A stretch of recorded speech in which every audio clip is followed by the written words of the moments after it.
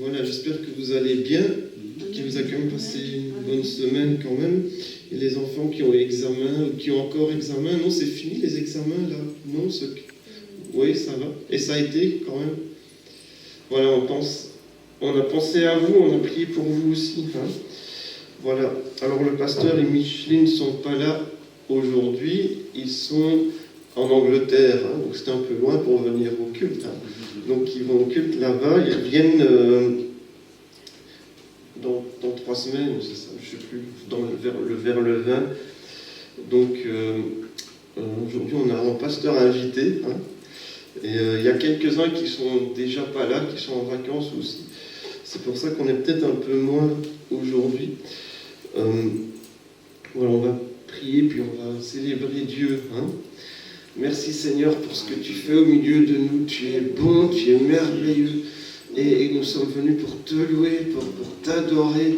Merci Seigneur pour ceux qui ont pu venir. Puis il y en a peut-être qui sont encore en chemin, mais vraiment que tu bénisses ton Église, que tu bénisses ton peuple. Et partout dans ce pays, il y a des gens qui se réunissent pour te louer, que vraiment tu bénisses ton Église et tes enfants et toutes les personnes qui se rassemblent aujourd'hui pour dire Jésus est le Seigneur. Je veux prendre du temps pour louer Jésus. Que ta bénédiction soit sur ton peuple au nom de Jésus. Merci Seigneur Dieu. Amen. Amen. Béni soit ton nom. Des fois tout va bien et des fois ça va moins bien. Mais je prends une décision. Même au cœur de la nuit, je redirai béni soit le nom du Seigneur. Amen. C'est dur quand même. Hein. C'est facile le dimanche matin, mais quand on est vraiment au cœur de la nuit, dire quand même je bénis le nom du Seigneur. Mais voilà, le nom du Seigneur est digne d'être loué, d'être béni. Amen, vous êtes d'accord? Amen.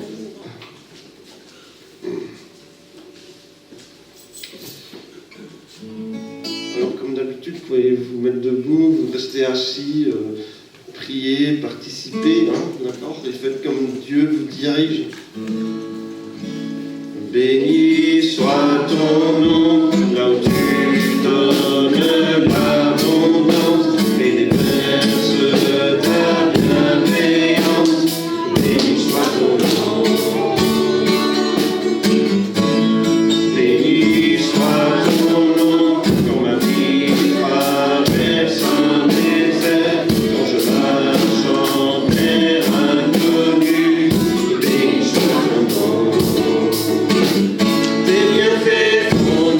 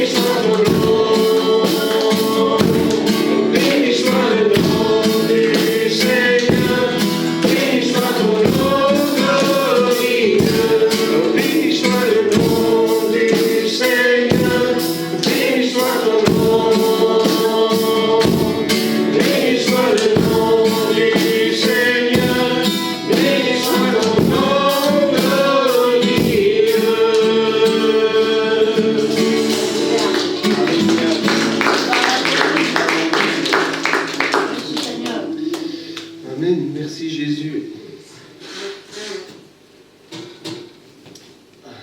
Gloire à Dieu. Hein?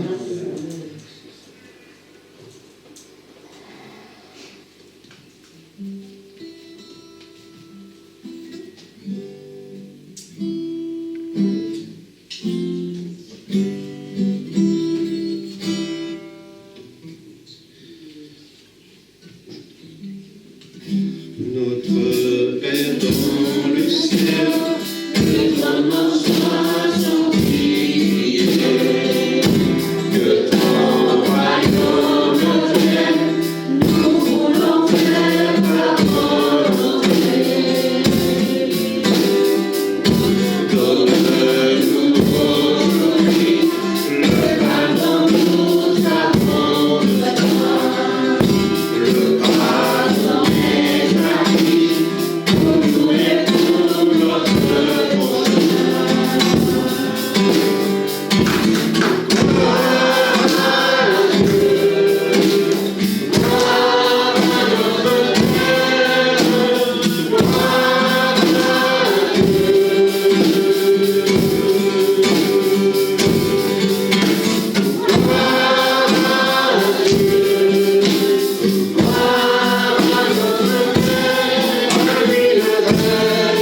La puissance, amen, gloire à Dieu.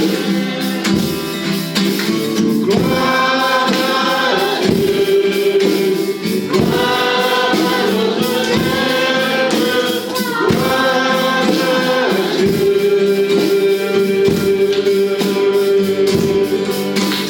Gloire à Dieu, gloire à notre Père, à lui le règne, la puissance, amen. Nous te chancellerons face à nos tentations. Tu nous délivres du mal. À toi nos louanges, à toi nos honneurs et nos cœurs. Nous te chancellerons face à nos tentations. Tu nous délivres du mal. À toi nos louanges, à toi nos honneurs et nos cœurs. Gloire à Dieu, gloire à notre Père, gloire à Dieu.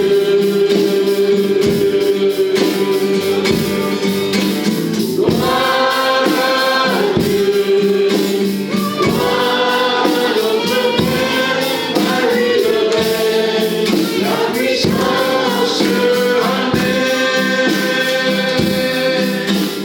Gloire à Dieu, gloire à notre Père, gloire à Dieu.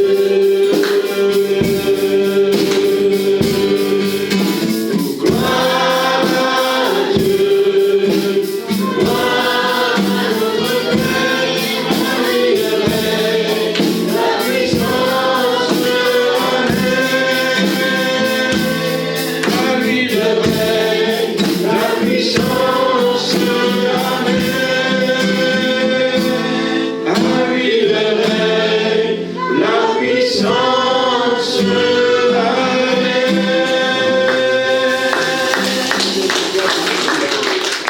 Gloire à ton nom, Seigneur.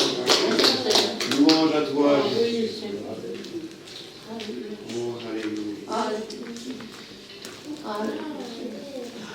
Gloire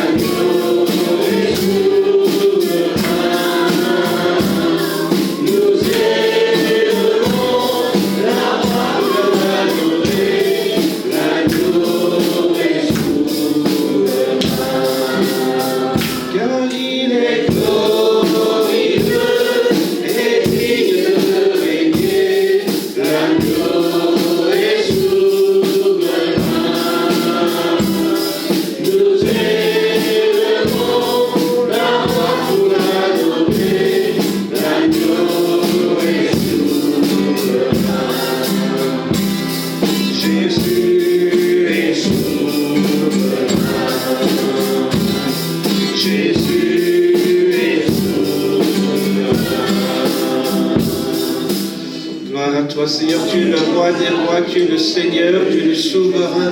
Et ce matin, nous disons gloire, gloire, gloire à l'agneau. Tu donnes et tu reprends que le nom du Seigneur soit loué, que ton nom soit adoré. Même si je traverse la vallée de l'ombre de la mort, je sais que tu es avec moi. Et je louerai le nom de l'Éternel, je chanterai ton nom, je te célébrerai quoi qu'il arrive. Parce que tu es Dieu, qu'il n'y en a pas d'autre. Parce que tu es sauveur, il n'y en a pas d'autre. Tu es mon seul espoir, tu es le seul chemin, tu es la seule vie. Merci Seigneur Jésus pour tout ce que tu fais encore au travers de nous et dans nos vies. Merci Seigneur, sois loué ce matin. Tu es le souverain, tu es le roi, tu es le Seigneur des seigneurs. Et nous voulons suivre tes pas, nous voulons marcher dans tes voies. Il n'y a aucun autre, il n'y a que toi. Vers qui irions-nous? Tu es le souverain, tu es le roi. Seigneur, et nous nous soumettons, nous prosternons devant toi, nous capitulons devant toi, nous disons que Jésus est le Seigneur, Jésus est le roi. Gloire à toi, Seigneur. Merci, Seigneur. Règne sur nos vies, règne sur nos familles, nos enfants, sur nos quartiers, Seigneur. Merci, Seigneur. Que ton nom soit élevé.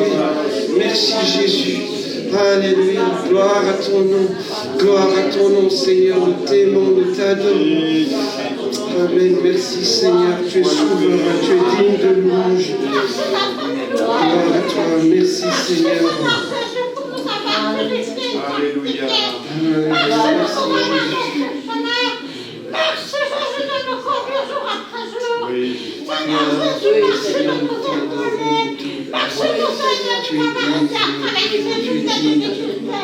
Merci d'être encore là, Seigneur, avec nous, pour nous fortifier, pour nous restaurer, Seigneur, pour nous bénir, Seigneur, pour bénir tes enfants. Seigneur Jésus, merci pour tout ce que tu fais.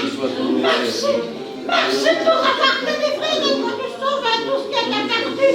Merci d'attirer à toi toute ta brebis égarée. Merci de les ramener dans ta bergerie. Seigneur Jésus, merci. Merci Seigneur, merci. Merci pour ton sang versé, Seigneur. Ce sang versé de la vie nous purifie dans nous. Et qui nous aide, Seigneur, à vivre dans la sanctification. Seigneur, pour que nous puissions te voir quand tu arriveras, quand tu viendras, Seigneur. Merci de pouvoir être saint, comme tu es saint, et de nous conduire dans cette sainteté tous. Seigneur, merci. Merci, Seigneur Jésus. Alléluia. Sois béni. Oui, Seigneur Jésus, nous qui étions des pécheurs. Seigneur, merci de délivrer tous ceux qui sont livrés à l'esclavage, Seigneur, de toute persécution. Merci, Seigneur Jésus, de les attirer tous à toi, tous les amis, Seigneur. Merci. À toi la gloire, Seigneur. Jésus, tu es venu pour nous sauver. Et nous voulons te remercier dans tout notre cœur parce que nous serions perdus et malades. Seigneur, à toi la gloire, Jésus, merci d'avoir vécu la mort. Merci pour l'espérance, mon Dieu, de la vie éternelle. Alléluia.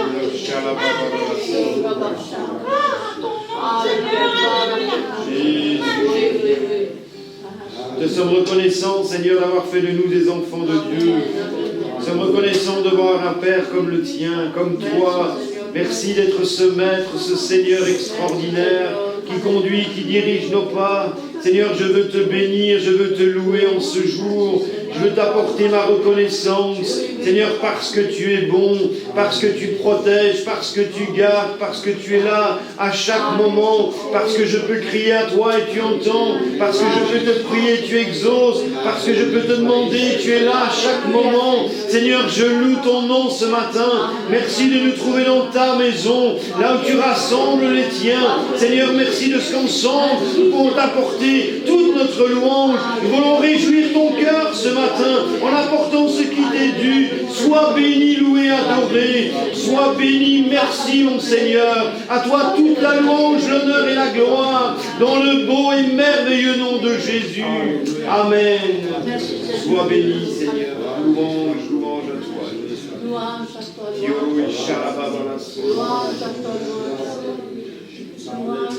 Jésus, Jésus. Sois Baba la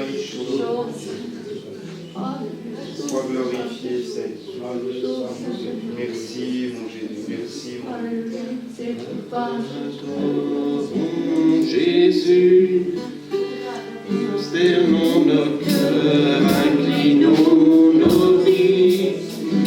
Il est le Sauveur, amour infini. Donc, puisque je vais essayer de ne pas chanter faux, si vous.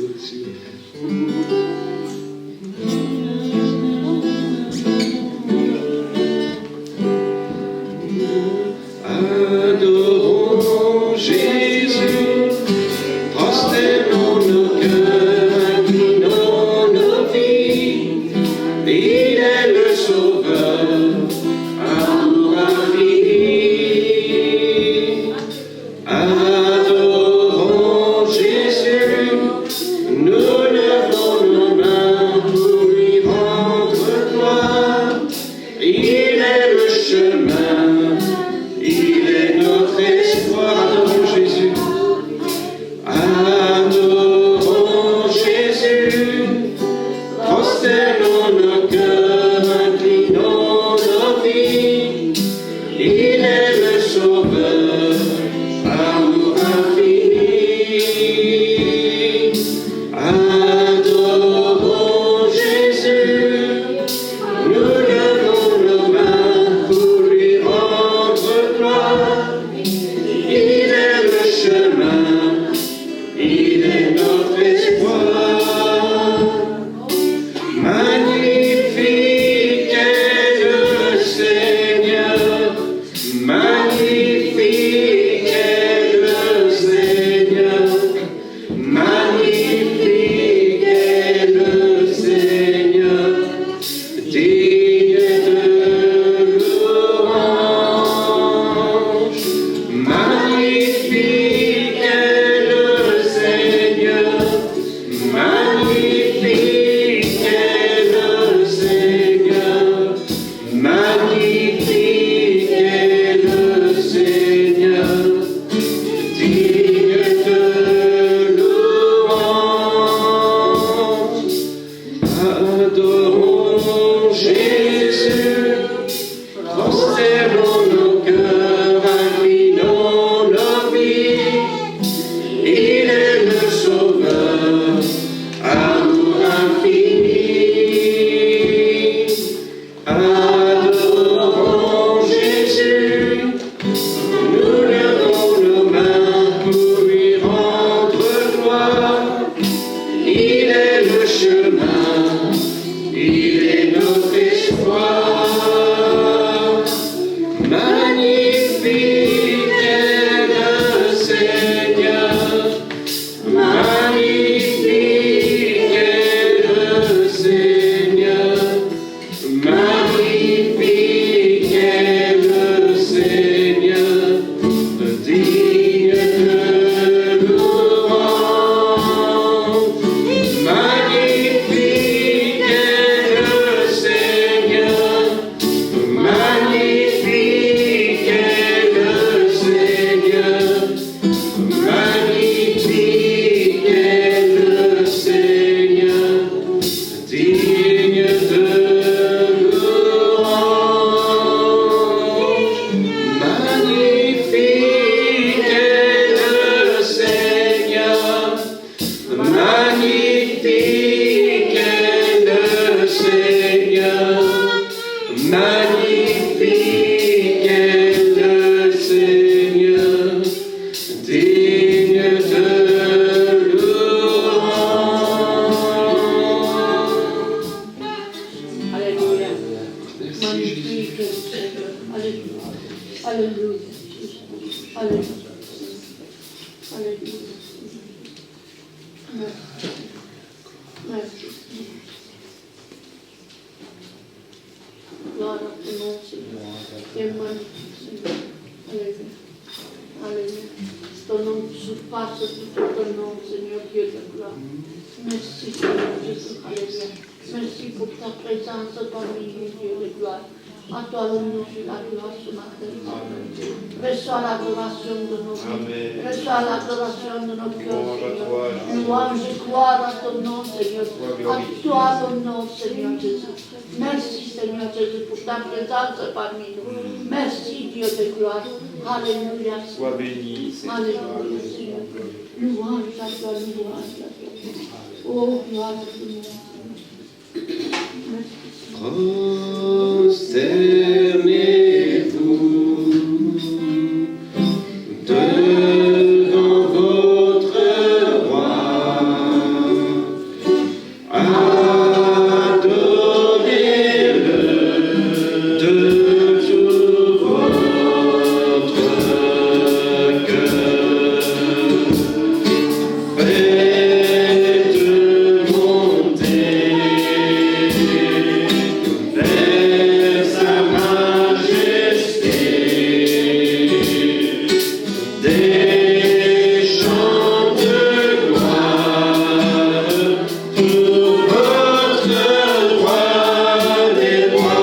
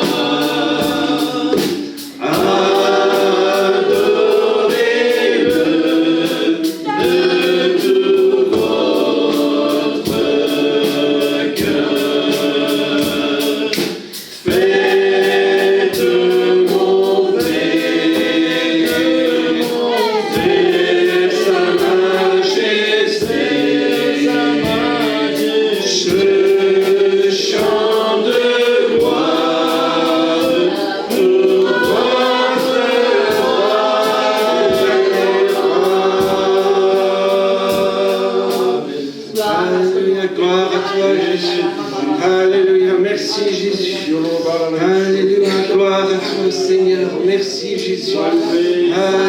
Tu es digne, tu es glorieux, tu es saint. Nous te louons ce matin, nous t'adorons. Gloire à toi Seigneur. Merci Seigneur. Merci, gloire à ton nom. Tu es le roi des rois, Jésus. Tu es le roi des rois. Tu es le roi des rois. Tu es le Seigneur des seigneurs. Tu es le roi de l'âme. Tu es le Seigneur. Tu es le roi, Jésus. Alléluia. Et je me prosterne devant toi. Merci Seigneur Jésus. Alléluia. Gloire à ton nom Seigneur. Merci Seigneur. On va chanter un dernier chant. Puis avant la Sainte Seine. Puis on va lire un petit passage. Puis on va passer avec la Sainte Seine. C'est un chant qui nous parle de l'amour de Dieu. Qui est infini. Plus précieux que l'or et plus précieux que ce qu'on pourrait peut-être accumuler ici sur terre. Il n'y a rien de plus précieux que Jésus qui a donné sa vie pour nous et qui dit tu es mon trésor. Il nous dit à nous tu es précieux pour moi. Amen. Et il a tout subi, il a tout souffert et on ne peut pas se vanter de quoi que ce soit. On ne comprend peut-être pas tout, peut-être qu'on ne peut pas tout expliquer, mais on sait une chose, il a payé pour moi. Je suis plus que j'étais, je suis une nouvelle création, parce que Christ m'a aimé, il s'est livré lui-même pour moi. Merci Jésus. Et Dieu t'aime ce matin. C'est tout ce que tu retiens de ces moments de chant ce matin. Dieu t'aime, au point qu'il a donné sa vie pour toi. Amen. L'amour du Père est infini. L'amour du Père est infini. Tu prêches que beaucoup d'hommes.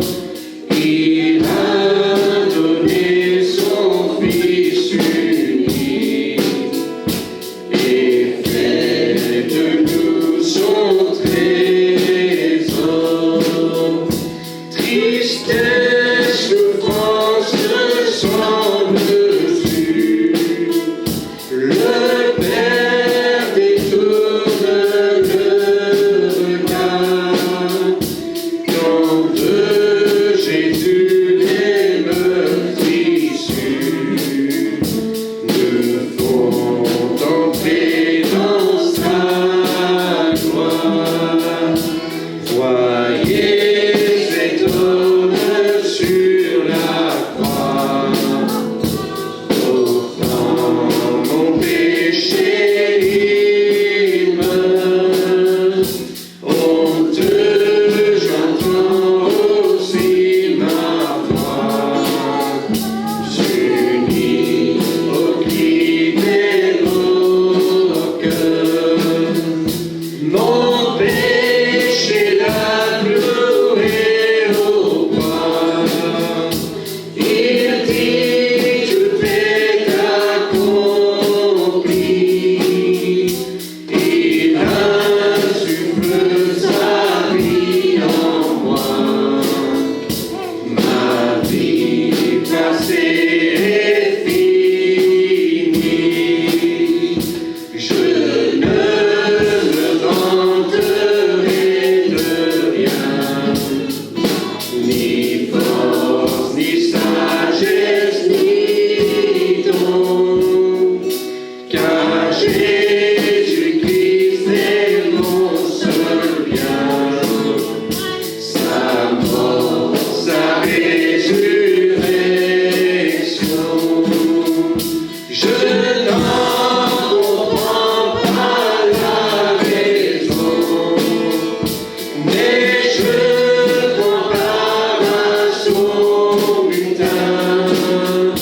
Pourtant mon cœur en est certain, il a payé ma rançon. Je n'en comprends pas, je n'en comprends pas la raison, mais je compare à son butin.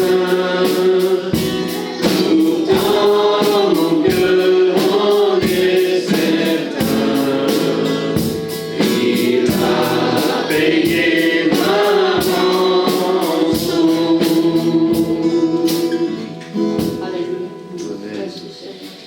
Merci Jésus. Et sur la croix, Jésus a dit tout est accompli, hein, c'est fait. Tout est payé. Jésus a dit le Fils de l'homme est venu pour donner sa vie en rançon. Et c'est ce que Jésus a fait. C'est pour ça que nous louons et nous passons et nous sommes émerveillés. Hein. Dieu est bon et Dieu a été bon pour nous. On peut dire c'est vrai, hein, tout le monde. C'est vrai, vous êtes d'accord? On peut dire Dieu a été bon pour moi. Goûtez, la Bible dit goûtez et voyez de ce que le Seigneur est bon. Et si tu n'as pas encore goûté que Dieu est bon, je t'invite ce matin à dire Seigneur, je te donne une chance, je veux te faire confiance, tu vas voir Dieu est bon. Dieu est fidèle, Dieu ne va jamais laisser tomber qui que ce soit qui se confie en lui. Dieu est bon. Et la Bible dit même que sa miséricorde, sa bonté durera toujours. Il est toujours bon, il est toujours fidèle, même quand nous, on n'est pas fidèles. Dieu demeure toujours fidèle. Amen. Et c'est pour nous que Christ a donné sa vie, et c'est à notre place. Hein. C'est ce qu'on a lu dans la semaine dernière, on a lu Ésaïe 53, si vous vous souvenez, c'est Philippe qui avait lu. C'est nos souffrances, c'est nos péchés qu'il a portés. Hein. C'est nous qui méritions, comme les brigands sur la croix, là, enfin, c'était pas juste des gens qui avaient fait des choses très graves quand même. Hein. Et l'un des deux dit, mais nous subissons ce que nous méritons. Hein. On mérite, mais Jésus a payé pour nous. Et il dit, voilà, tu seras au paradis avec moi, parce que tu as cru. On va lire le passage qu'on lit souvent pour la Sainte Seine en Corinthiens 11, verset 23.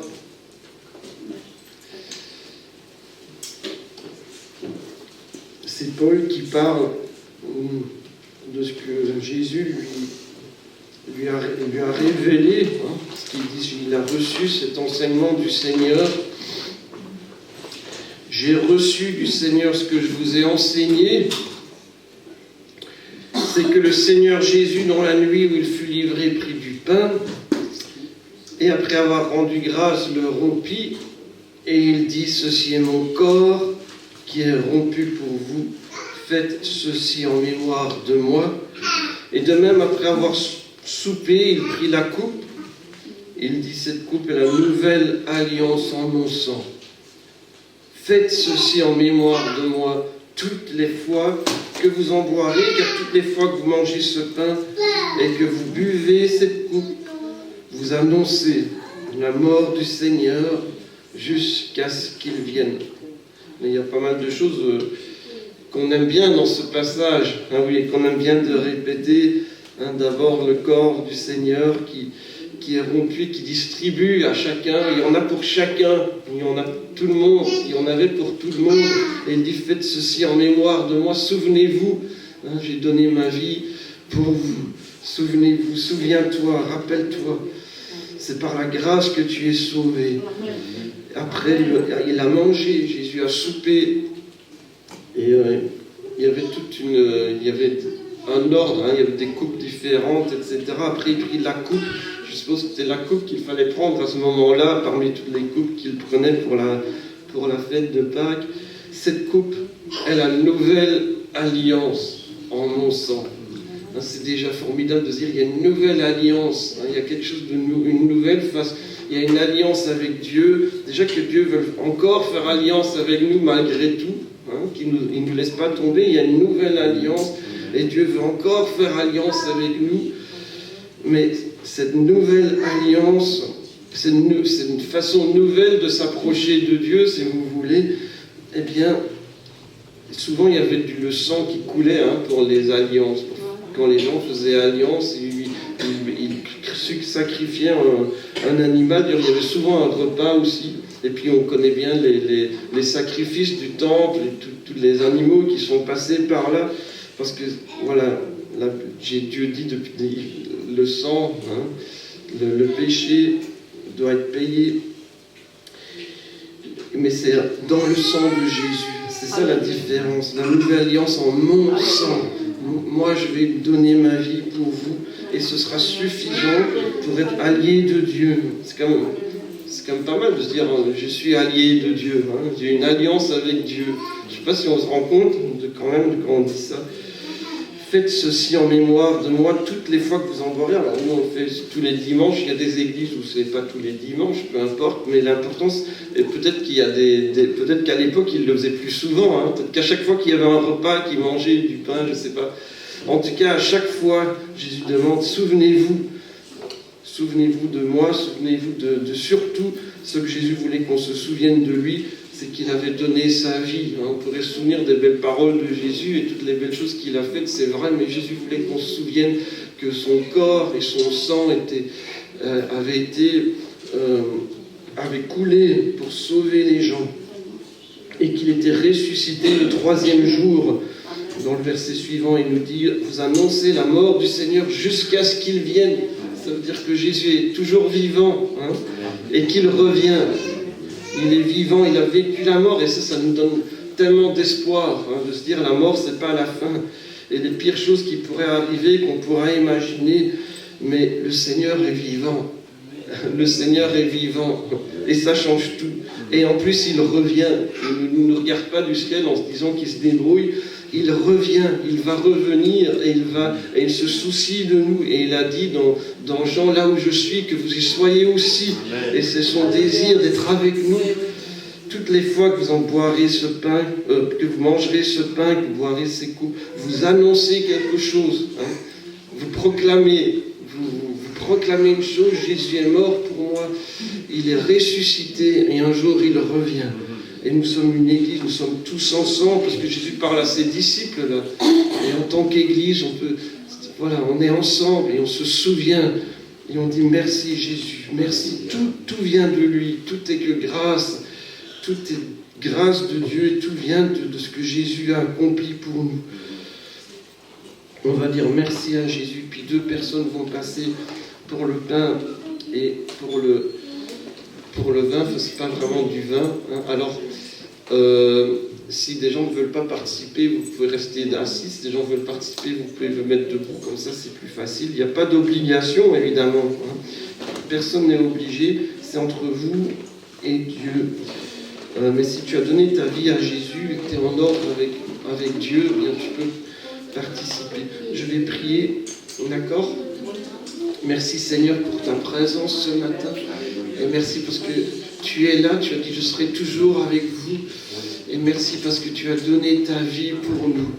Et tu veux vivre en nous, tu veux vivre au travers de nous. Merci parce que tu es mort sur la croix pour moi alors que j'étais encore pécheur. J'étais incapable de m'approcher de Dieu, de chercher Dieu, alors que j'étais encore pécheur. Christ est mort pour moi. Merci Seigneur Dieu pour ton amour infini, pour ta grâce, pour ta justice, parce que le péché est important, le péché est sérieux, le péché est grave. Sinon tu aurais dit je te pardonne et je pardonne tout le monde, mais Jésus n'aurait pas dû mourir sur la croix. Quelqu'un a dû payer pour mes fautes. Jésus est mort à cause de mes fautes.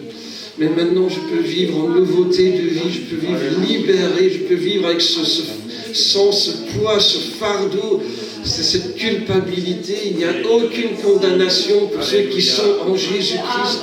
Les choses anciennes sont passées, toutes choses sont devenues nouvelles.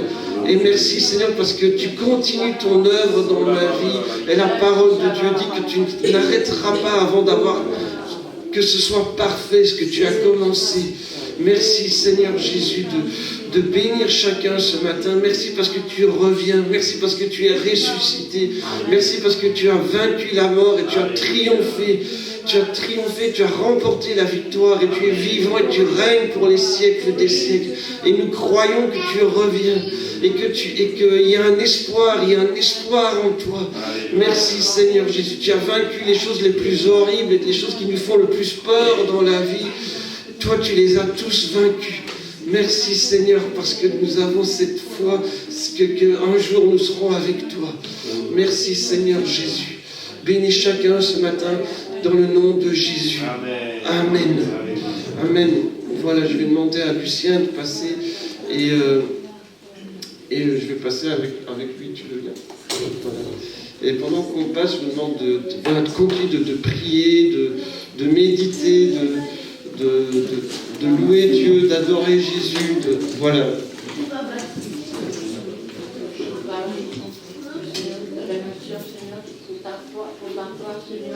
Chaque main qui nous donne la paix est tombée sur toi, Dieu de gloire. Merci Seigneur Jésus que tu as pris sur toi nos péchés, tu as pris nos iniquités, Seigneur Jésus, et tu nous as rendu libres, Seigneur. Merci pour cette paix-là, Seigneur. Louange et gloire à ton nom, Seigneur. Nous te louons parce que tu nous sauves dignes d'être loués. Est-ce que vous voulez que je fasse un chant? Oui. Alors je vais en faire un, puisque Samuel m'a donné l'occasion de... Je pense que la fois passée, j'en avais déjà chanté un. Et puis je compte cette fois-ci vous en chanter un de nouveau. Donc voilà.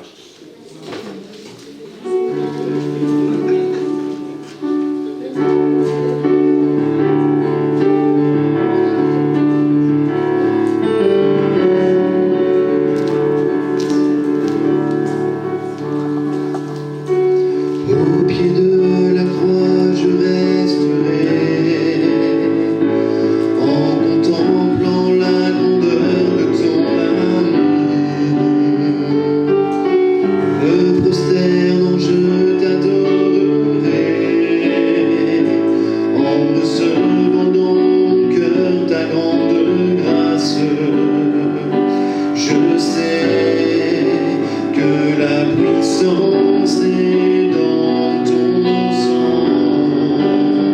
Quand ce jour tu m'as pardonné mes péchés et je déclare Jésus, c'est le plus beau nom, c'est notre sauveur.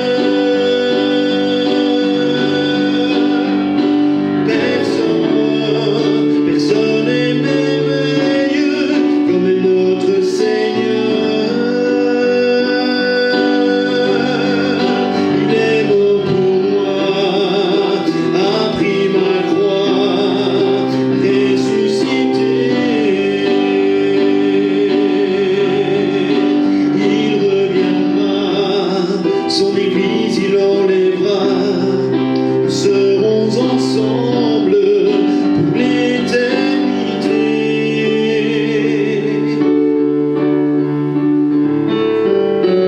Au pied de la croix je resterai en contemplant la grandeur de ton amour. Me prosternant je t'adorerai en recevant dans mon cœur ta grande grâce. Je sais que la puissance est dans ton sang. Quand ce jour tu m'as pardonné mes péchés et je déclare Jésus, c'est le plus beau nom, c'est notre sauveur.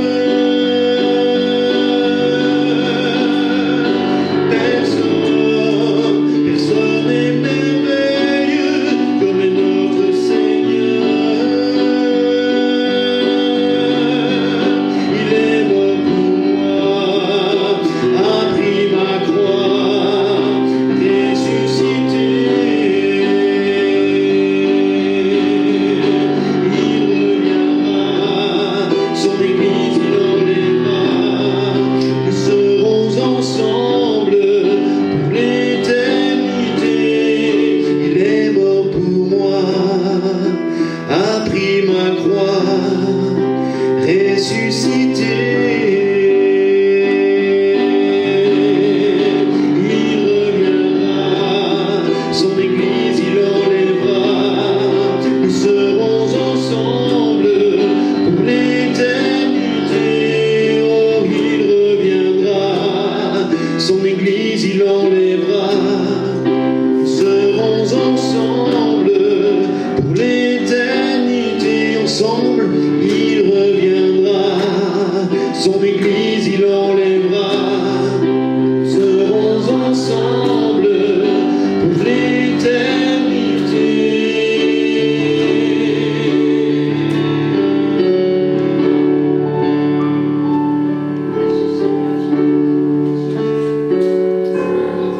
Amen.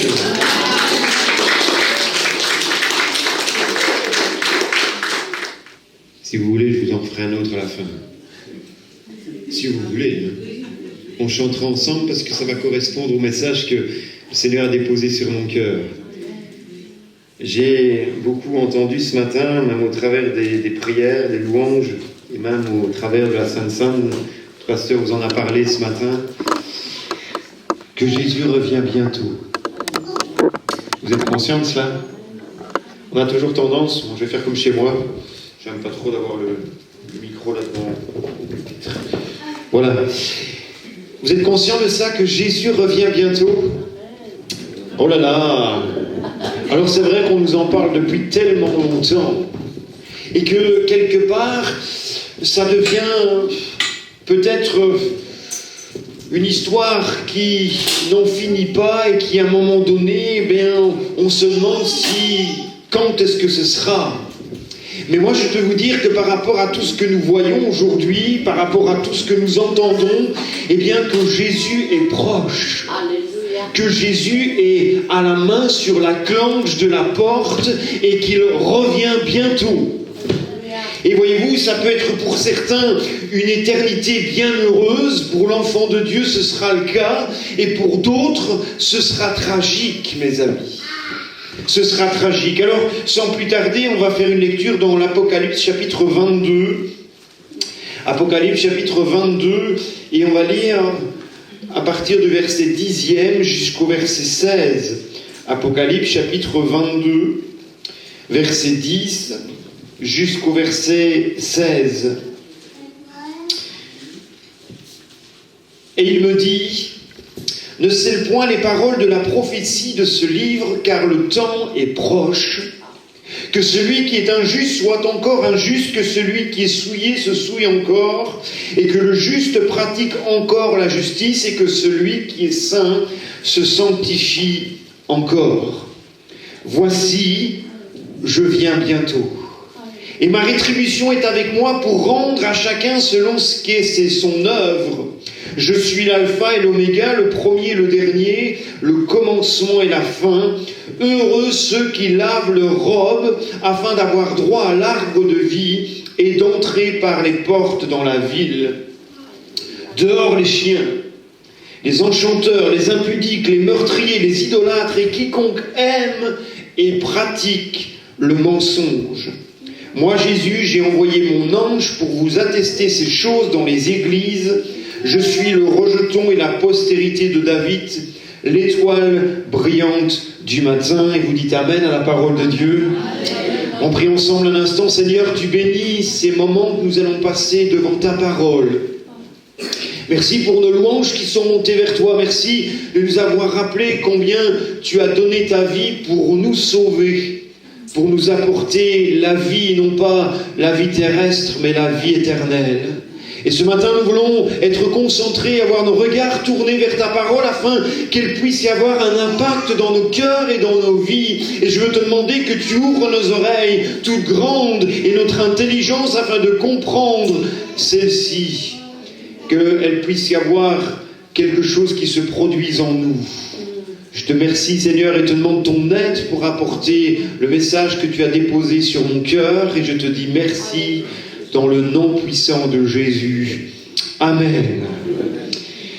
Vous savez, qu'on le sache ou qu'on l'ignore, qu'on le croit ou qu'on le nie, eh bien le retour de Jésus est proche. Alors quand on en parle à certains chrétiens, on pourrait se dire, est-ce que tu crois que Jésus va revenir? Et d'un même cœur, ils disent Amen. Mais quand on commence à être un peu plus précis sur le retour de Jésus, on pourrait dire, est-ce que tu crois qu'il peut revenir cette année? Est-ce que tu crois qu'il peut revenir en cette fin d'année? Est-ce que tu crois qu'il peut revenir bientôt ici d'une manière inattendue? Et on va le voir, qu'est-ce que cela veut dire le mot bientôt? Là, on commence à se dire, non, frère, il faut encore attendre, il faut encore patienter, il y a encore des choses qui doivent se mettre en place dans la société, dans notre monde dans lequel nous vivons. Moi, je peux vous dire que tout se met en place et qu'il se pourrait que Jésus revienne cette année. Ah. Oui, mais j'ai encore des projets, j'ai encore des choses à faire. Moi, je n'aspire à une seule chose, mes amis. J'ai entendu quelqu'un parler il n'y a pas longtemps et dire dans une interview, je hais ce siècle.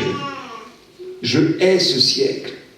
Je hais cette décennie. Je hais ces dernières années parce que autrefois, et cet homme, il avait un âge avancé et il parlait de ce qu'il vivait autrefois où c'était la liberté. Il pouvait vivre d'une manière simple. Il pouvait vivre d'une manière heureuse et apparemment pour lui aujourd'hui, dans l'ère qu'il vivait, c'était devenu horrible.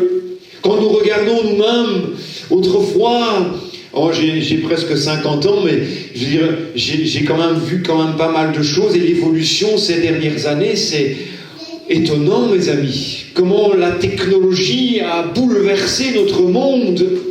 Vous êtes d'accord avec moi? Aujourd'hui, autrefois, on pouvait réparer une voiture. Aujourd'hui, il faut aller au garage, il faut mettre une prise électrique pour que l'ordinateur puisse déceler la panne. Vous suivez? Autrefois, il fallait quasiment appuyer ou tourner une clé. Aujourd'hui, il faut appuyer sur un bouton pour que notre voiture s'allume et prenne le contact. Aujourd'hui même, je peux parler à mon véhicule et il me répond. C'est vrai? On est dans une ère technologique tellement approfondie et on s'imagine pas, mais quelque part, il faut être conscient dans l'endroit ou dans la vie dans lequel nous vivons, dans la société dans laquelle nous vivons, qui nous prépare à ce que bientôt Jésus revienne. Eh oui, Jésus revient bientôt, mes amis. Cette affirmation, elle n'est pas gratuite. Elle a pour elle le témoignage entier de la parole de Dieu. Elle se fonde sur les déclarations même du Seigneur et sur ces avertissements solennels des prophètes et des apôtres. La Bible nous dit « Oui, je viens bientôt », proclame Jésus du sein de la gloire, et l'Église et l'Esprit répondent avec ferveur « Amen, viens Seigneur Jésus ». Et vous dites « Amen » ce matin. Est-ce que mon frère, ma soeur, tu es prêt à rencontrer Jésus? Parce que c'est là la question fatidique de ce message. Est-ce que je suis prêt si Jésus revient aujourd'hui? Est-ce que je pars avec lui? S'il y a une once d'hésitation, c'est que tu n'es pas prêt. Il n'y a pas à réfléchir, il n'y a pas à tergiverser. C'est soit oui, je pars ou non, je ne pars pas. Parce que si à un moment donné tu te poses la question à savoir est-ce que je suis vraiment prêt, ben c'est que tu ne l'es pas, et c'est qu'à ce moment-là il faut que tu te remettes en question, parce que moi je peux t'affirmer que si Jésus arrive à l'instant même, je pars avec lui. Parce que j'ai cette conviction au fond du cœur, et voilà pourquoi il est essentiel aujourd'hui pour toute l'Église, et je ne parle pas de l'Église de Verviers, je parle de l'Église en général, qu'elle soit prête à rencontrer son Seigneur. Ce n'est pas parce que papa, maman est chrétien, ce n'est pas parce que ma grand-mère était chrétienne, ce n'est pas parce que mon grand-père était chrétien que je suis sauvé. Je dois avoir fait la paix avec Dieu, je dois avoir donné mon cœur au Seigneur, je dois pouvoir dire oui, Jésus c'est mon sauveur. J'ai accepté Jésus dans ma vie et je sais accepter son sacrifice sur la croix. Il est mort pour moi. Et à partir de ce moment-là, eh bien, je peux être assuré de mon salut. Il m'a pardonné, il m'a racheté. Je ne vis plus comme autrefois. Aujourd'hui, je vis en nouveauté de vie. Et je suis convaincu et certain d'aller vers Jésus. Et j'aimerais que tous nous en soyons convaincus aussi ce matin. Et que nous soyons prêts à rencontrer notre Seigneur. Vous savez aussi certainement qu'après la nuit vient le jour, qu'après l'hiver succède le printemps. Sur les nuées du ciel, Jésus apparaîtra en gloire. En gloire.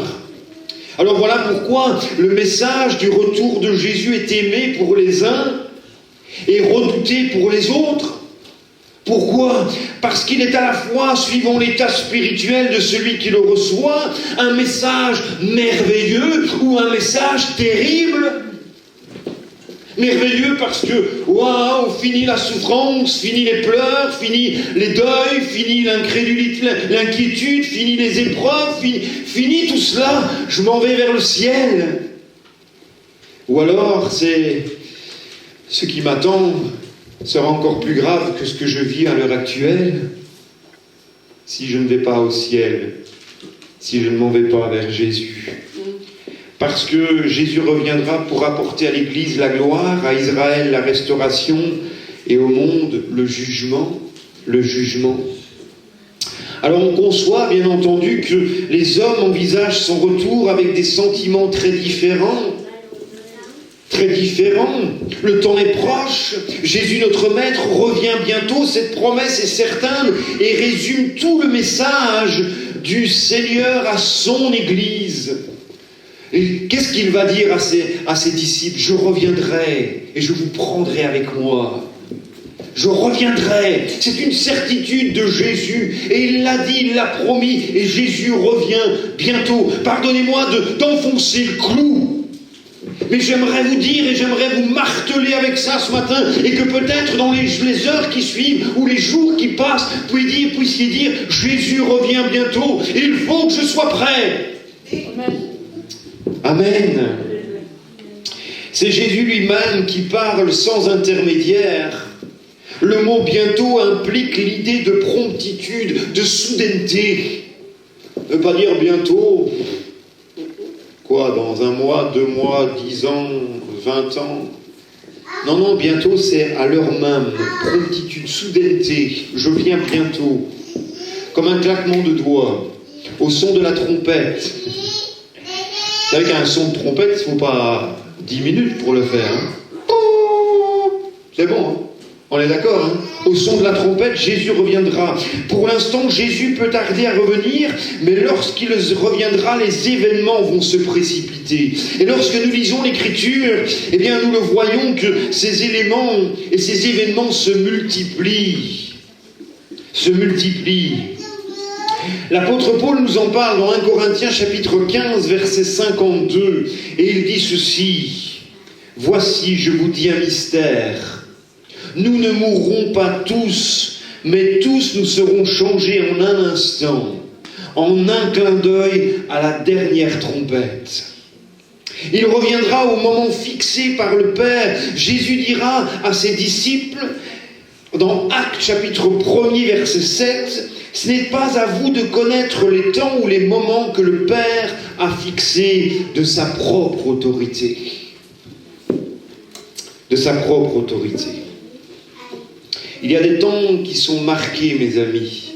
Et lorsqu'on regarde l'histoire, comment Israël a été, en une journée, en une nuit, eh bien, est arrivé à être peuple d'Israël, quand on voit comment, eh bien, les choses se précipitent et les choses vont bon train, on sait qu'il n'y en a plus pour longtemps.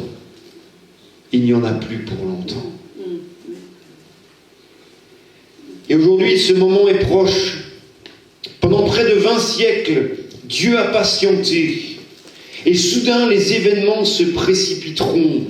Tout d'abord, Jésus vient enlever son Église, c'est-à-dire les heureux croyants qui se sont laissés avertir par le livre. Ensuite, Jésus vient d'une part pour récompenser les siens et d'une part pour prononcer le châtiment des coupables. Le châtiment des coupables. Et dans notre texte, nous avons bien lu que le livre ne doit pas être scellé. C'est mon premier point ce matin. Le livre ne doit pas être scellé. À l'époque du prophète Daniel, les prophéties sur le retour de Jésus ne pouvaient être comprises. On ne comprenait pas qu'est-ce que cela pouvait signifier. Aussi, l'Esprit Saint avait-il ordonné à Daniel de sceller le livre à cette époque. Jusqu'au temps de la fin, temps où la connaissance allait augmenter de manière à permettre aux croyants de profiter de cet enseignement. Et aujourd'hui, le livre ne peut plus être scellé. Le livre est ouvert, d'ailleurs l'agneau a ouvert le livre, afin que nous puissions comprendre et capter tout l'enseignement de la parole du Seigneur. Or, depuis que Jésus et les apôtres ont annoncé les temps de la fin, le peuple de Dieu a pour mission. En fait, le peuple de Dieu a deux missions. La première, c'est d'évangéliser. La première, c'est de parler de Jésus à tous ceux qui ont besoin de l'entendre. Et la deuxième mission, mes amis, c'est de se préparer à la venue du Fils de l'homme. Afin de ne pas se laisser surprendre, ce qui sera le cas pour l'humanité inconsciente. Et moi, je réalise une chose et je le disais il n'y a pas longtemps à l'église de Rosset, c'est que, autrefois, eh bien, les gens se moquaient plus facilement qu'aujourd'hui. Moi, je me rappelle, et j'en veux pour preuve, que moi, quand j'étais à l'école, j'étais plus jeune, eh bien, on se moquait de moi. Tu vas à l'église, toi, Paul? Et moi, j'avais une réponse toute faite, vous savez. C'est que moi, j'aime pas le football. Alors, je vais peut-être avoir les foudres des chrétiens. Je n'aime pas le foot. Alors je me moquais d'eux en disant bah, tu vas bien au football. Toi tu vas te refroidir sur un terrain, moi je vais me réchauffer à l'église. À quoi? Tu vas crier pour le Dieu du foot et moi je vais crier mon Dieu. Pour le Seigneur qui m'a sauvé.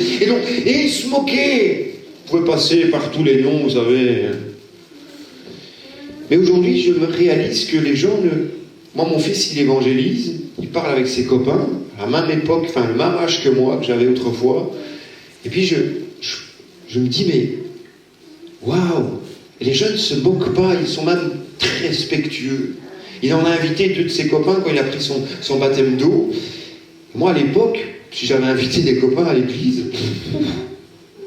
ils se seraient moqués, ils auraient rigolé.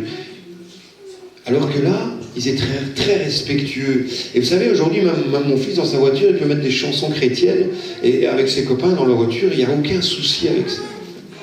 Le monde change. Moi, j'ai des collègues aujourd'hui qui sont en recherche, plus que jamais, et qui, quelque part, ont besoin de parler, parce qu'ils savent qu'il y a quelque chose qui se passe, ou en tout cas, qui va se passer. Et c'est à nous, enfants de Dieu, à parler de Jésus. Ma grand-mère, lorsqu'elle est décédée, elle avait laissé un courrier à ma famille, à ses enfants, à mon père. Et elle dira dans sa lettre, que j'ai toujours eu comme connotation dans ma tête, parler de Jésus à mes petits-enfants. Elle laisse ça, c'est un peu son testament, parler de Jésus à mes petits-enfants. Et quoi de plus beau lorsque on est enfant de Dieu, croyant chrétien, et qui sommes prêts à passer à trépas et aller vers le ciel, c'est de laisser cela entre les mains de ceux qui héritent en disant « Parlez de Jésus à mes petits-enfants ». Et aujourd'hui, Église de Verviers, parlez de Jésus à votre entourage. Parlez de Jésus à vos voisins. Parlez de Jésus à vos collègues. Parlez de Jésus afin qu'ils puissent être sauvés. Car bientôt Jésus revient. Et je ne veux pas avoir des comptes à rendre quant au fait que je n'ai pas parlé de Jésus à tous ceux qui auraient besoin de l'entendre. Vous êtes sauvés. Vous êtes heureux. Alors montrez votre joie aux autres, à tous ceux qui vous entourent. Vous savez, moi j'ai toujours la joie et on me dit toujours, mais Paul, qu'est-ce qui se passe? C'est toujours content, toujours heureux. Pourquoi? Alors il m'arrive d'être triste, bien entendu. Parce qu'on passe partout par des moments compliqués, difficiles. Mais il y a la joie de mon salut qui est là. Et plus que jamais j'ai envie d'évangéliser. Plus que jamais j'ai envie de parler de Jésus. Plus que jamais, parce que je sais que le temps est court et que bientôt Jésus revient et qu'il nous faut que les âmes soient sauvées, qu'ils parviennent à la connaissance de la vérité, qu'ils passent des ténèbres à la lumière. Et si vous êtes dans une ville où les ténèbres règnent, eh bien il faut faire toute la différence. Il faut prier afin que ces ténèbres puissent se dissiper et que la gloire de Dieu descende sur cette région. Vous êtes d'accord avec moi? Et voilà pourquoi, plus que jamais, vous avez besoin de parler de Jésus. Oh, ce nom si merveilleux. Alors c'est bien beau de le chanter. Et qu'est-ce que Jésus va nous dire lorsqu'on va paraître devant lui? Tu as eu l'occasion des dizaines de fois de parler de moi et jamais tu ne l'as fait. Alors toi, t'es vrai, t'es sauvé. Toi, c'est vrai, tu vas au ciel. Toi, c'est vrai, tu as hérité du ciel. Mais à côté de cela, tu en as fait perdre combien? Alors, à Dieu ne plaise si on se moque de nous. À Dieu ne plaise si on ne croit pas en nous, si on ne croit pas en Jésus. Mais qu'importe, parlons de Jésus. Parlons de Jésus. Elle n'a pas l'air d'être d'accord. Alléluia. Mais amen. J'aimerais entendre un bon amen. Amen. Parler de Jésus. Oui, c'est la proximité du retour de Christ qui a empêché que le livre ne soit scellé au 1er siècle de l'ère chrétienne. Aujourd'hui, les signes précurseurs de son retour sont des véritables cris d'alerte, lancés pour que les hommes se repentent et que les chrétiens prennent conscience, mes amis, du peu de temps qu'il leur reste. Du peu de temps qu'il leur reste. Comme la Bible l'a toujours annoncé, les guerres deviennent de plus en plus effroyables et universelles. Si on savait le nombre de pays qui sont en guerre, que ce soit des guerres qu'on voit ou des guerres civiles, c'est énorme, énorme. Vous savez, quand Jésus va dire, vous entendrez parler de guerre, de bruit de guerre, on y est. Alors on dit, ça fait des années qu'on entend des bruits de guerre et des guerres, oui, mais néanmoins, ça ne fait que grandir. Ça ne fait que de se faire entendre dans tous les coins. Et quand la Bible dit que les hommes rendront une terreur là, à la vue de la mer et des flots, où les tsunamis arrivent et ravagent tout. C'est ça en fait ce que disait Jésus. Les hommes rendront l'âme de terreur à la vue de la mer et des flots, ne sachant que faire, parce que devant cela on est impuissant. Et c'est ce que nous voyons de plus en plus. Il y a des tremblements de terre, il y a des choses que nous pouvons voir au travers des médias et entendre au travers de la radio. Vous savez, nous marchons à grands pas. Nous marchons à grands pas, l'anti-religion se déchaîne avec une audace terrible. Les Juifs ont commencé à retourner en Palestine. Nous marchons à grands pas vers la dictature universelle réservée à l'Antichrist. Notre monde est mûr pour le recevoir. Pour le recevoir. Aujourd'hui, on vit parfois dans une certaine dictature déguisée.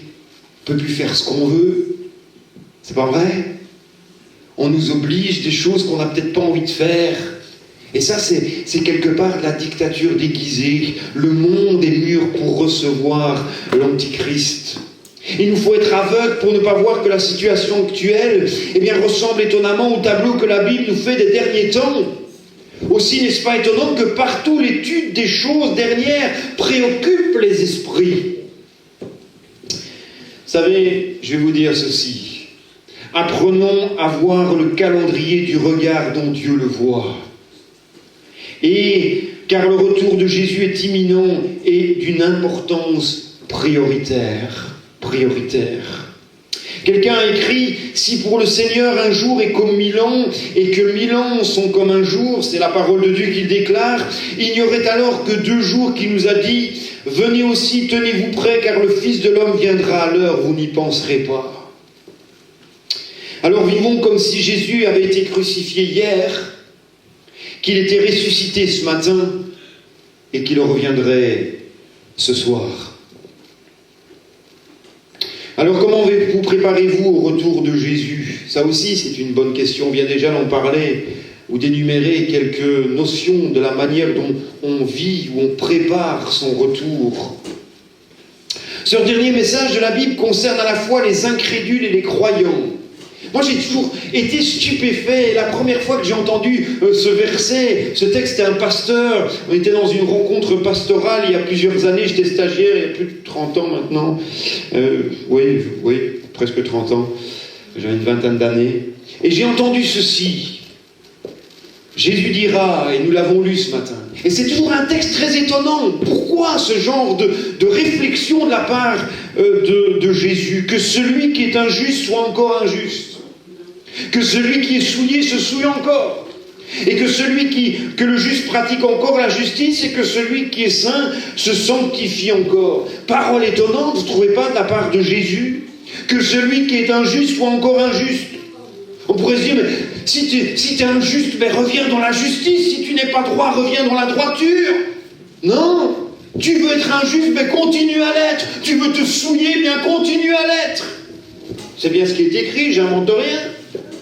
Une parole étonnante. Je crois que l'on peut retenir de ces versets que le Seigneur sait celui qui est dans le péché et qui s'y plaît. Une autre parole étonnante, c'est que, à la limite, on met le menteur avec celui qui commet l'idolâtrie. On pourrait dire, un petit mensonge. Ah, jamais tué personne. Une demi-vérité. Alors, il n'y a pas de demi-vérité, ni de demi-mensonge. Mensonge reste un mensonge. On est d'accord? J'ai dû mentir, frère. Moi, mes bras m'en tombent. Heureusement que ça repousse. Non, tu n'es pas obligé de mentir. Mais par contre, si tu te plais à mentir et que tu continues à mentir et que quelque part tu vis dans le mensonge quotidien, continue. Tu sais ce qui va t'en coûter, tu sais ce qui va t'en rester. Qu'il continue et il verra ce qui lui arrivera. Ou alors, Dieu dit, je veux plus vivre comme cela. Je veux me sanctifier et je veux continuer à me sanctifier jour après jour. Je veux vivre dans la droiture et dans la justice. Le Seigneur, voyez-vous, nous montre que plus le monde tombe dans le péché, se souille et que par là le monde s'enfonce de plus en plus, le chrétien, lui, doit au contraire, et non seulement le chrétien, mais l'Église, doit veiller à s'approcher de plus en plus du Seigneur. Fais-moi te poser cette question, mon frère, ma soeur, ce matin. Quelle est ta relation avec Jésus? Quel temps tu passes avec lui? Quel temps lui accordes-tu? Moi je dis parfois, sans commencer à acheter la pierre, heureusement que le dimanche matin existe, pour pouvoir avoir cette relation avec Jésus. pour pouvoir lui exprimer notre gratitude, notre reconnaissance. Certains chrétiens ne vivent que leur vie chrétienne au rabais. Au rabais. Petite prière du matin pour bénir la journée. Petite prière surtout avant de manger parce qu'il faut que la nourriture soit sanctifiée. Et puis une prière quand on y pense à midi, ou la prière du soir en remerciant Dieu pour la journée où il nous a protégés. Et après, quel est ce temps que tu accordes au Seigneur? Quel est ce moment où tu te dis, maintenant stop, je veux cette relation avec toi, je veux rester quelques minutes avec toi, je veux rester quelques minutes, voire quelques heures dans ta présence. Est-ce que je pense à Jésus 2 fois par jour, ou est-ce que je pense à Jésus toujours? Est-ce que même lorsque je travaille, j'ai besoin et je crie à lui? C'est ça que ça veut dire prier sans cesse, d'avoir une relation avec Dieu, avec Jésus, qui me permet à n'importe quel moment de la journée, eh bien c'est de lui parler. Lui parler. Amen. Lorsque vous êtes, je ne sais pas si ça vous arrive, mais lorsque vous êtes séparé de votre épouse ou votre époux, vous ne le téléphonez pas de la journée? Eh oui. Avec mon épouse, on se téléphone, je ne sais plus combien de fois, heureusement que c'est gratuit d'ailleurs. Hein.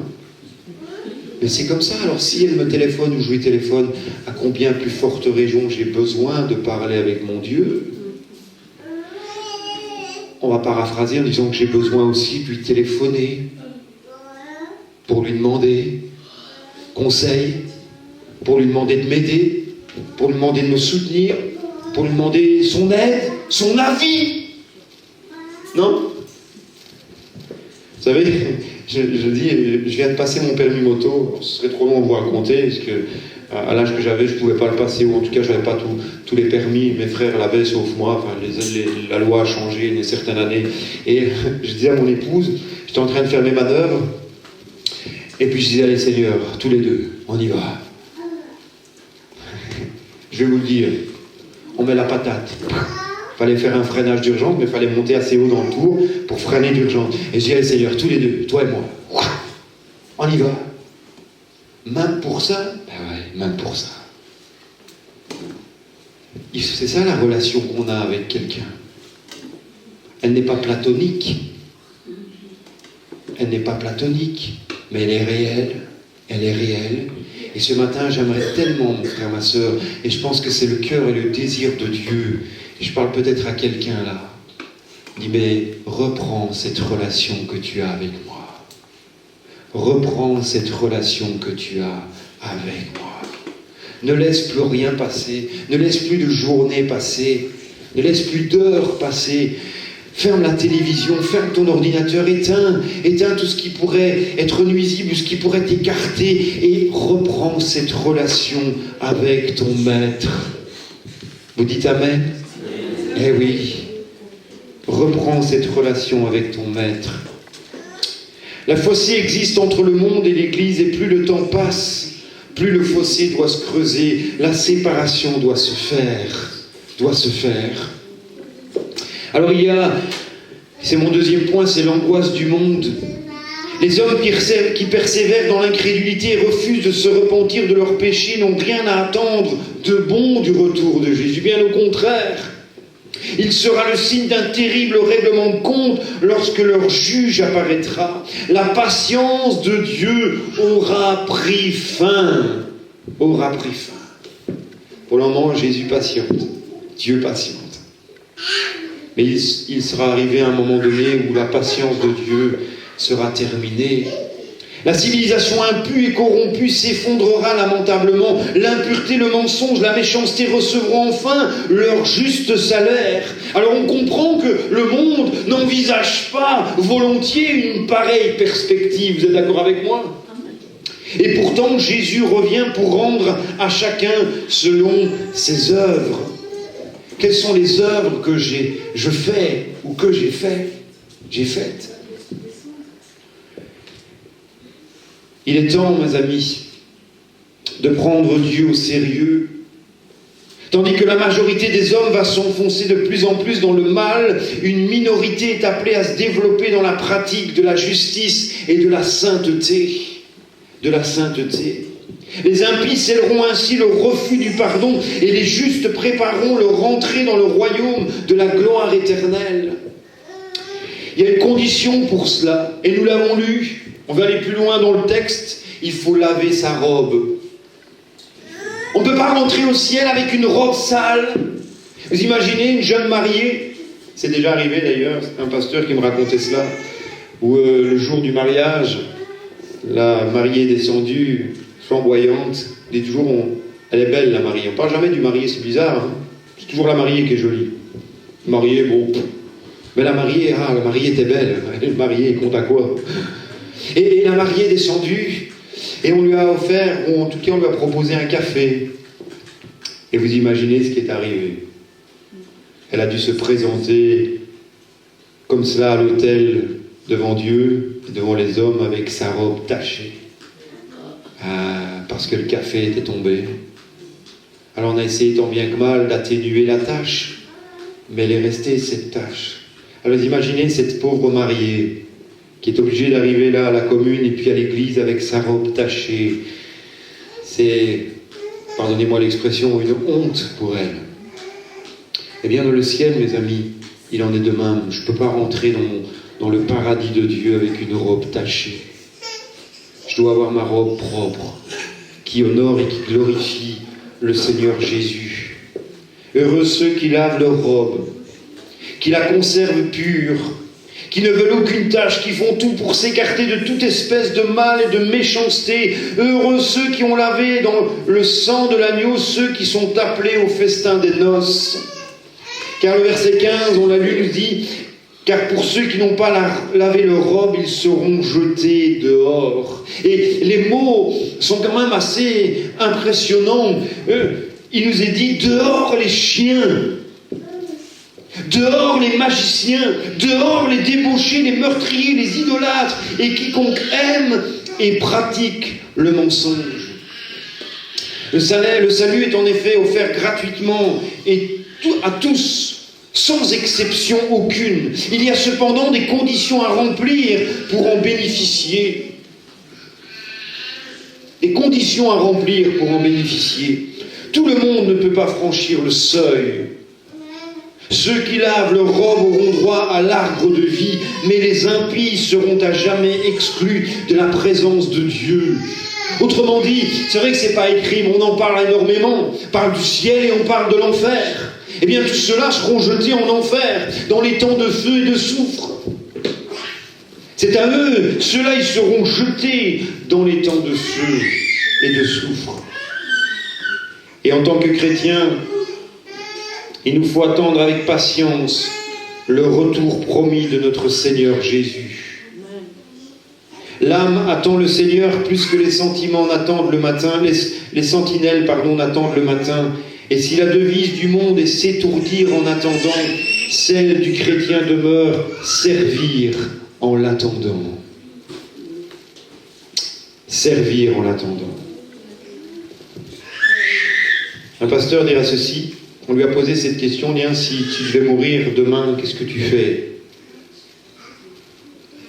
Il a répondu ceci, je plante un arbre. Je plante un arbre. Certains diraient, si je dois mourir demain, je vais m'offrir un bon gueuleton. Je pars peut-être, et quitte à mourir à l'étranger, mais je vais m'offrir un dernier voyage. Non, ce serviteur a dit, je plante un arbre. Ça veut dire quoi? Je continue à travailler, à semer. Je continue à bosser. Je continue à parler de Jésus. Je continue à parler de Jésus. Vous savez que même dans la mort, on peut témoigner. Moi, j'ai dit à mon épouse que sur ma pierre tombale, elle peut mettre « je ressusciterai ». Alors ça va déclencher deux émotions. De ceux qui vont passer à côté en dire celui-là est complètement fou, ou s'interroger en disant mais pourquoi il dit ça? Et c'est un pasteur où ses parents sont enterrés dans le sud de la France, et ils ont mis sur leur pierre, nous ressusciterons. Et il dit, même dans la mort, on peut témoigner. Et je me suis dit, waouh. Et je pense que quelque part, il y a des leçons à apprendre, mes amis. Il y a des leçons à apprendre. Et il faut continuer jusqu'au moment où Jésus revient. Jésus revient.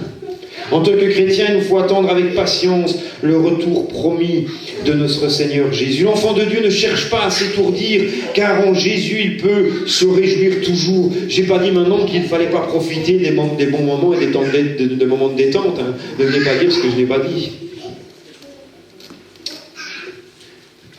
Mais le tout, c'est de pouvoir être en relation avec lui. Toujours. C'est pas parce que je pars en vacances que je suis en vacances pour Dieu aussi. Saisissez? Bon Seigneur, juillet-août, j'ai prêché toute l'année, maintenant c'est fini, je ne lis plus ta parole, je ne prie plus, on se revoit en septembre. On se réentendra en septembre. Ça, c'est pas vrai, ça. Même si je ne prêche plus parce que je suis à l'étranger, ou que je suis dans un pays où la langue est compliquée à parler, parce que moi je ne parle que le français, c'est déjà très compliqué comme ça. Mais je suis toujours en relation avec Dieu. Et on a toujours au matin notre prière ensemble, parce qu'on continue à demander la grâce de Dieu. Et même, on dit souvent merci parce que tu es là, et tu nous permets de nous octroyer ce moment de détente et de repos.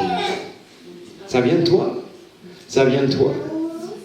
Tout ce que nous avons, frères et sœurs, tout ce que Dieu nous a donné, il peut nous le reprendre. Je me souviens un jour, j'étais à l'église, et au moment de l'offrande, on a fait chanter ce chant. Oui, prends tout, Seigneur. Et j'avais une histoire que j'avais lue dans la semaine à l'époque, et cet auditoire a commencé à chanter, et l'offrande est arrivée, les gens ont donné. Et oui, prends tout, Seigneur. Prends mon corps et prends mon âme, oui, prends tout, Seigneur. Et puis à la fin du culte, une dame qui était venue au culte est rentrée et la maison avait brûlé. Et puis elle s'est dit, mais c'est pas possible. Je vais au culte, je vais à l'église, je vais louer le Seigneur. Comment tu peux me faire ça? Et puis elle a entendu ce chant résonner en elle. Oui, prends tout, Seigneur. C'est bien ce que tu m'as dit. Alors on pourrait crier à l'injustice. Alors lorsque j'ai raconté ce témoignage, j'ai aimé l'honnêteté des chrétiens. À la fin de la rencontre, ils sont venus me voir en disant, j'ai pas chanté, frère. Mais c'est bien que plutôt de chanter et de se dire après, waouh, parce que ça veut dire que j'ai peut-être encore un problème avec ça. Moi, la maison, tout peut brûler. Alors c'est vrai qu'il y a des sentiments, il y a de la nostalgie, il y a des choses qui sont propres et qui ont des années qui sont là. Mais tout ce qui est dans ma maison, ça appartient à Dieu. Ma voiture, nos voitures appartiennent à Dieu. Non. Ma santé, elle appartient à Dieu. Mon travail, il appartient à Dieu. Mes finances, elles appartiennent à Dieu. Rien n'est à moi.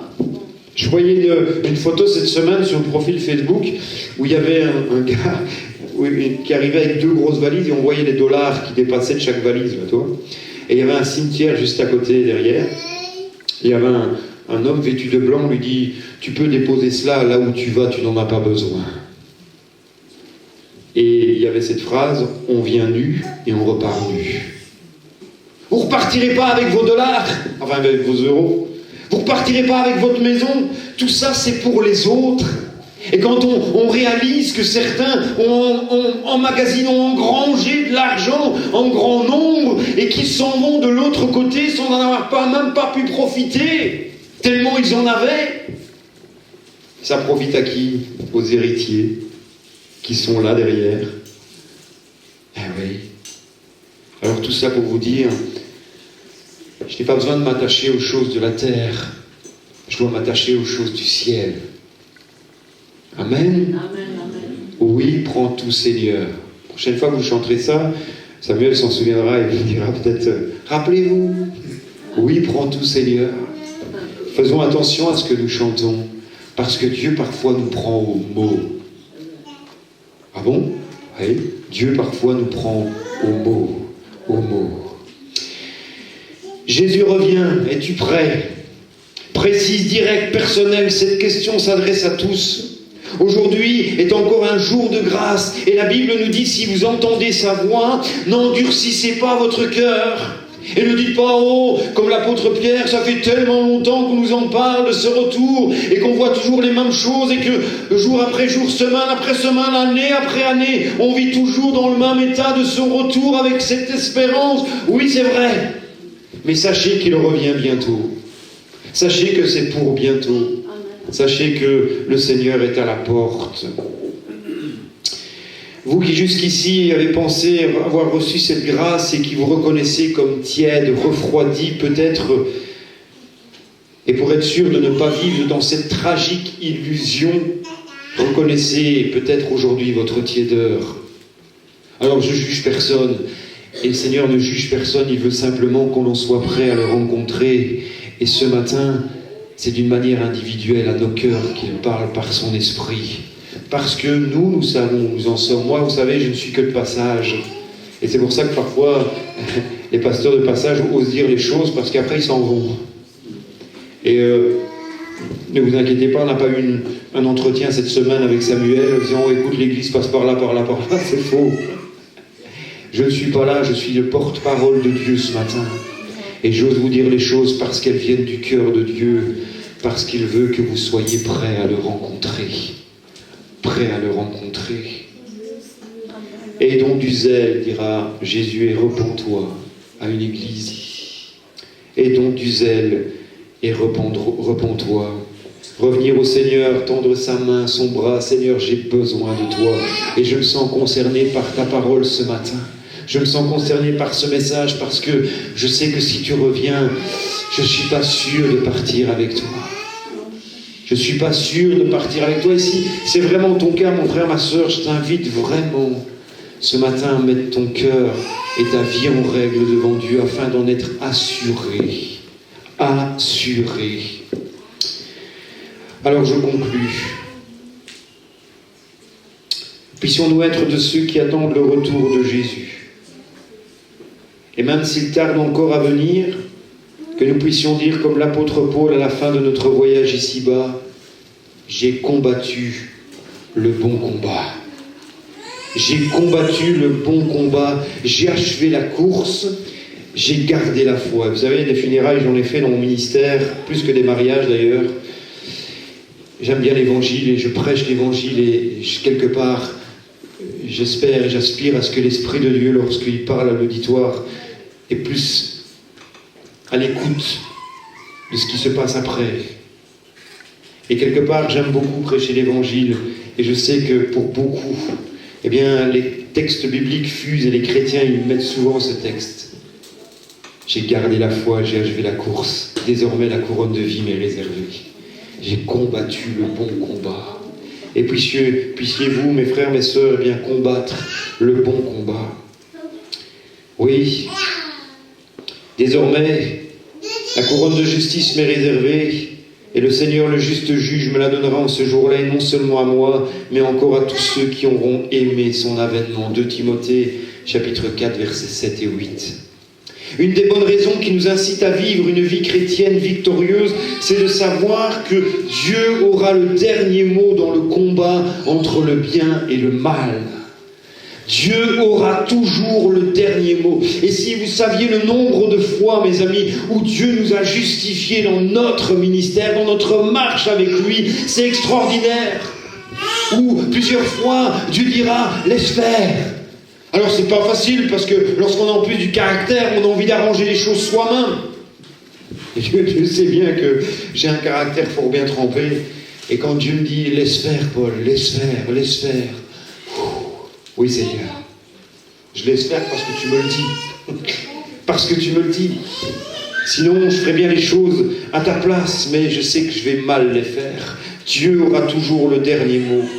Nous savons que nous serons un jour délivrés non seulement de la condamnation du péché, mais aussi de la présence et de sa puissance du péché. Ça nous encourage à persévérer dans notre lutte contre la puissance des ténèbres. On demandera un jour à un vieux chrétien qui a été reconnu pour son optimisme quel était le secret de son attitude triomphante. Et il a répondu, écoutez bien ceci, j'ai lu le dernier livre de la Bible et je sais comment l'histoire se termine. Et je sais, dira-t-il, que je suis du côté du vainqueur. Amen. Je sais que je suis du côté du vainqueur. Alors que nous soyons des hommes et des femmes avec ce même optimisme, dans cette attitude de chrétien triomphant, jusqu'à ce que le Seigneur revienne. Et vous dites Amen. Amen. Alléluia, gloire au Seigneur. On prie un instant. Seigneur, nous bénissons ton nom, Jésus. Nous bénissons ton nom, Seigneur. On ferme nos yeux, on baisse nos têtes, et on verrait que le Saint-Esprit travaille, agisse en nous, qu'il puisse véritablement faire son œuvre dans nos cœurs et dans nos vies. Seigneur, à toi la gloire. Alléluia. Après ce message, ô Dieu, nous ne pouvons que nous sentir chacun concerné d'une manière ou d'une autre sur ce que tu nous dis. Tu n'es pas là pour aujourd'hui nous juger ou nous condamner.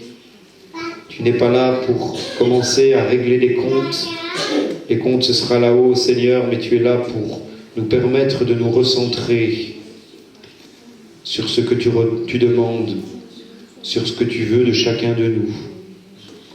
Et j'aimerais, Seigneur, que ta parole continue à faire son effet dans les cœurs et dans les vies, qu'elle puisse véritablement impacter d'une manière individuelle, afin que tous nous puissions dire « Oui, je suis prêt. Oui, si tu reviens, je pars avec toi. » Que ce soit une vérité incontestable, qu'il n'y ait aucun doute là-dessus, Seigneur. Et te demandons de nous garder fidèles, de nous garder persévérants, de nous garder en toi, afin que lorsque tu reviendras, nous puissions entendre la trompette et partir sur les nuées du ciel. Si tel est ton désir, Seigneur, merci de bénir ton Église ici à Verviers. Merci de bénir tes serviteurs, tes servantes. Merci de permettre à chacun de parler de toi, que cette Église puisse être remplie d'âmes perdues et qu'il puisse être sauvé à la gloire de Jésus. Que pendant ces temps d'évangélisation, il puisse y avoir, Seigneur, une moisson d'âmes extraordinaire. Permets-nous et permets à tes enfants de parler de toi, de parler de ce que tu fais, de l'expérience qu'ils ont faite avec toi. Et que les uns et les autres puissent venir à toi, Père. Que par l'attitude, le comportement, la manière de dire les choses, cela puisse se voir et créer une différence au point que les hommes, les femmes de cet endroit, de cette région puissent, Seigneur, être interpellés. Oh, béni soit ton nom, Seigneur. Merci pour ce que tu fais, Père. À toi la louange, l'honneur et la gloire dans le beau et précieux nom de Jésus. Amen. Amen. Allez, on termine par un chant. Jésus revient, alléluia. Vous connaissez ce chant, hein? Alléluia. On va se lever ensemble.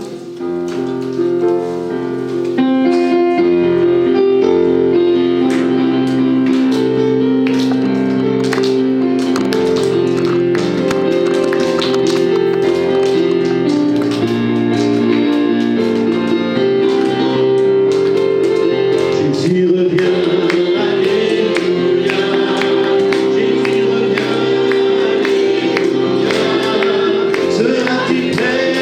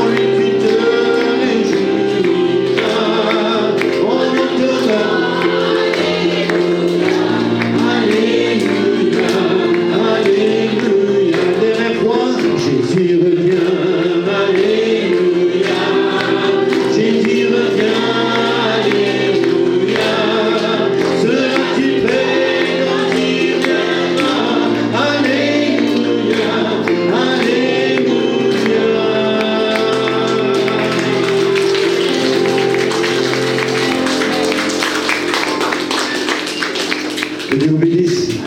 Bon dimanche.